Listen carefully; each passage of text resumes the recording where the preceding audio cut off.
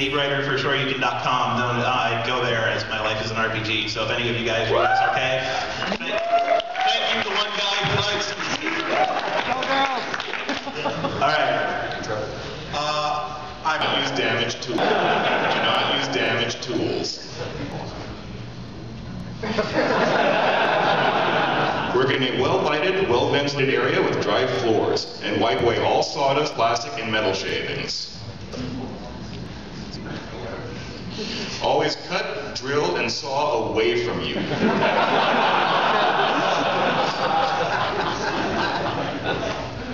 Don't use tools while under the influence of drugs or alcohol.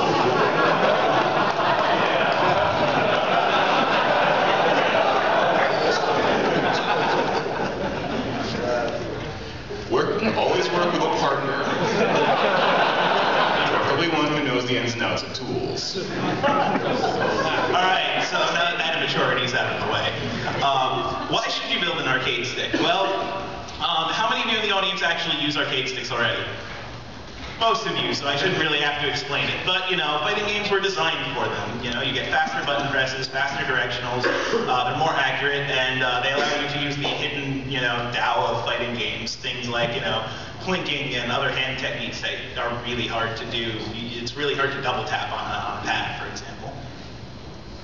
Why shouldn't you? Well, you actually have to put work into learning them. You won't instantly get better if you start using an arcade stick. They can be expensive, they're hard to transport, God we know. And some people say that certain motions, like 360 motions, are actually easier on a pad. But most pros think that arcade sticks are better. So why would you want to build one instead of, you know, going Mad Catz and buying one? Sorry, thank you for the stuff, Mad Catz. First of all, you can customize their appearance. You can make your buttons light up. You can put custom graphics on your stick. You can paint your stick however you like. Notice that there will be many, many, many pictures of anime women in this panel. You could put like a Cylon eye in it. I like to draw penises on mine.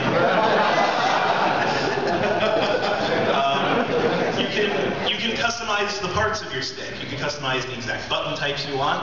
You can customize your button layout.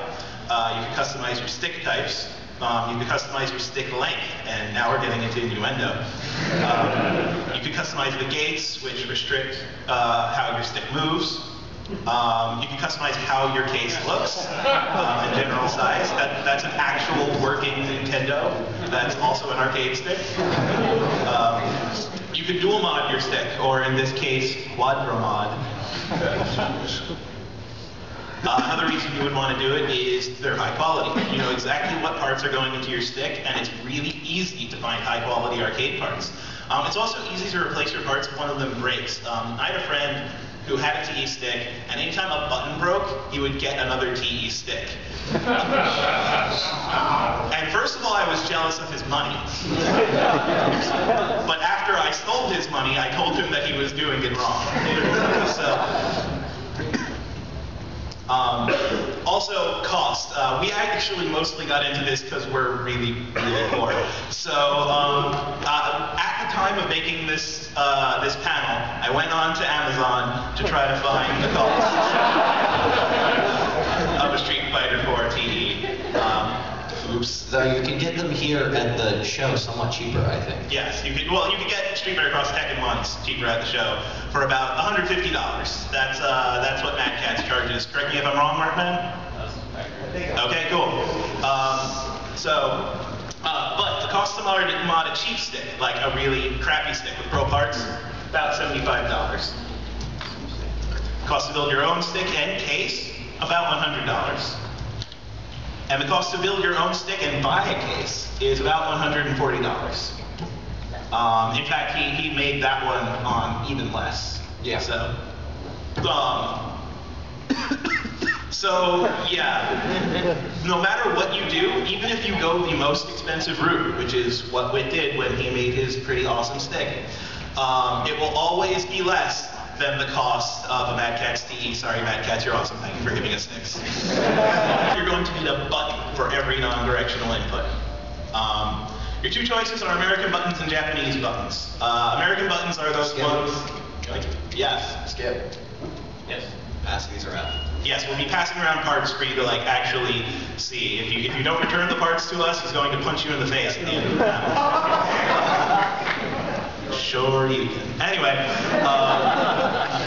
so American buttons are those buttons that you played at your old, you know, Fuddruckers with the Mortal Kombat 2 cabinet, or that you know, local arcade with Third Strike with the concave buttons that were always sticky because of that one kid that never washed his hands before he played them. They're generally designed for high durability, high reliability, because they were designed for people who were going to continually come and pound on them, and you know, they didn't want them to break. But the problem is they take a lot of force to push down. They have a long barrel, which makes them hard to stick into cases. And a lot of pros just say they don't feel very well. Japanese buttons, on the other hand, were the buttons that were actually first designed on first fighting game cabinets, and they're designed for very high responsiveness. They're much smaller than American buttons, and they are more fragile, but they're way more sensitive. So you won't be dropping inputs nearly as much. American buttons, as we said before, they confirm with a loud click. When I said Mortal Kombat, I meant it. How many of you have played on the new Mortal Kombat 6? Right, those are American buttons.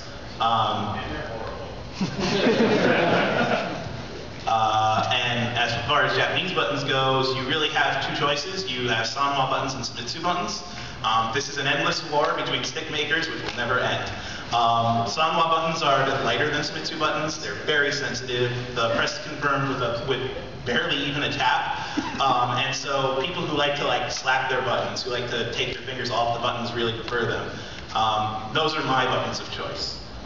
Whit, if you want to explain Sumitsu buttons. Sumitsu buttons they're just a little bit harder to press. You can rest your fingers on them without triggering them. You actually have to make a press motion in order to get them, but they're still very responsive. You can get your double taps in very well. Angelo and I actually both have hand trimmers, which makes playing fighting games interesting. His solution is to slap the hell out of them. My solution is to get something that has enough resistance that I don't press it by accident. Overcoming disabilities to get bodied by people who are better than us. You have to choose between screw-in and snap-in buttons. Screw-in buttons do what the title says. They screw in. They secure to the top of your stick with a bolt. They're better for thick top plates, wood, fiberboard, other organic materials, and we'll be passing around buttons so you can feel them. Snap-in buttons, on the other hand, actually secure with a spring-loaded clasp, and they're designed for actual arcade machines. So they work better for thin top plates like plexiglass or. They're designed to snap onto a thin metal plate. Or plexiglass. Yeah. Other things you're going to have to consider when choosing your buttons, and we know that this is a lot of info, but we're going to actually give you a link to this entire thing when the panel is over. So, button size. Some people like big buttons, some people like small buttons. Hitboxes use smaller buttons. Joysticks, the standard joystick size is 30 millimeter. Button shape, you could actually swap the tops of your buttons, and a lot of people actually do prefer the old concave buttons of your youth, but we personally prefer the convex ones. Button purpose, before we were talking about how it's actually really hard to push in American buttons, this is great for start, select, home, and stuff like that, because you do not, oh my god, you do not want to accidentally pause a game in the middle of the tournament. I know this from experience, and I am really sad. You're actually going to need a joystick for your joystick. Unless you're making a hitbox. You have many choices. The Sanwa makes them, Hat makes them, Sumitsu makes them. Yeah, we're not even going to get into that. We prefer the Sanwa JLF with PCB and wiring harness. Once again, things that Mad Catz uses. They're really easy to mod. They're really easy to take apart. They're extremely flexible to mount. The circuitry is already set up. They're really customizable. You could adjust the resistance, the heads, the gates. A lot of high-quality sticks use the Sanwa JLF. And it doesn't cost any more or less than any of your other options. So in our opinion, it's really just the way to go. And it's the easiest to find. Yeah. Joystick tops. Back tops are the traditional American top. You hold it like a pencil and you wiggle it. Wow, okay. It's impossible to talk about building an arcade stick without getting sexual innuendo in there. We're going to talk about screwing balls and wiggling shafts a lot. So, ball tops are the traditional Japanese top. There's more surface area to work the stick with. And once again, this is a matter of hand technique, but you know.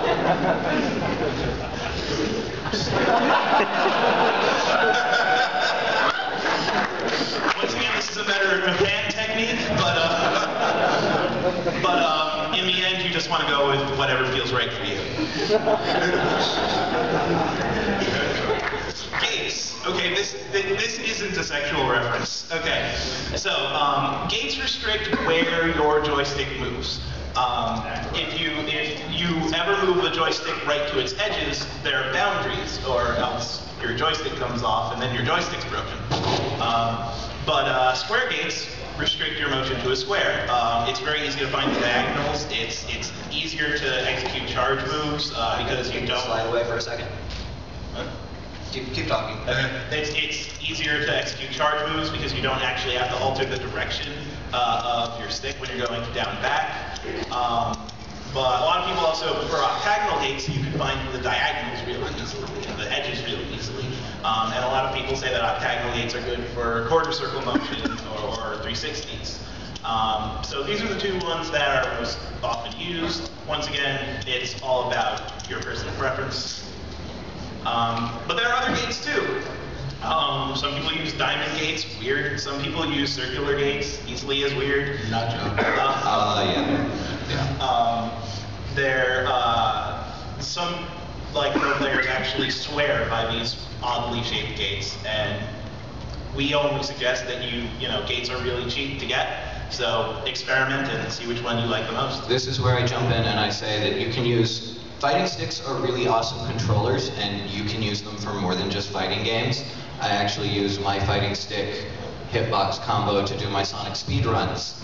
And when I picked it up on Sonic Generations and completed the changeover, I dropped about 1,000 places into the top 1,000. And it really helped me out because fidelity of button input is really important. So anywhere you're looking for fidelity of button input, if you don't need both analog sticks, really give your fight stick a try. Thank you for the one person. Thank you for the one person left for building a stick scratch. All right, PCB. Stands for printed circuit board. It's the guts of any controller. This is what allows your controller to communicate with your console. If we had time, we would go into a gigantic thing about how a circuit works and how printed circuit boards are made, but we don't, so we won't. Ways to get a PCB. You can buy one ready-made. They're not very expensive. They're about 30 to 35 bucks. They're designed for people who are making stick projects, and they're really easy to get. But if you are bored like the rest of us, you can cannibalize old controllers. Even broken controllers generally aren't broken at the PCB. So if one of your 6-axes, one of your Xbox controllers, something like that breaks, you can tear it apart. And now we have a PCB that can be used to make a new arcade stick, and it will work just fine.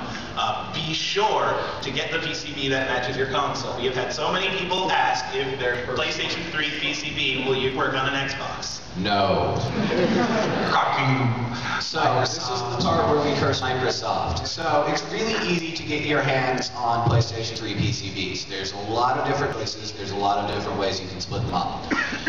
Microsoft decided that they're so paranoid that they were going to put a digital rights management chip in their controller. While Sony went with a software solution which was relatively quickly cracked. Right. So it's harder to get a Xbox 360 PCB here in the United States because we have this wonderful law called the Digital Millennium Copyright Act. However, there is a very nice custom PCB called the Paywang that is made somewhere in Asia, and I really don't care where. There's not actually, to our knowledge, a legal import license, but We're not going to tell www.focusattack.com. may or may not have these possibly legal or illegal dual console PCBs. What were we talking about? Those who are using dual console PCB or taking one from an old controller, we will have to do soldering to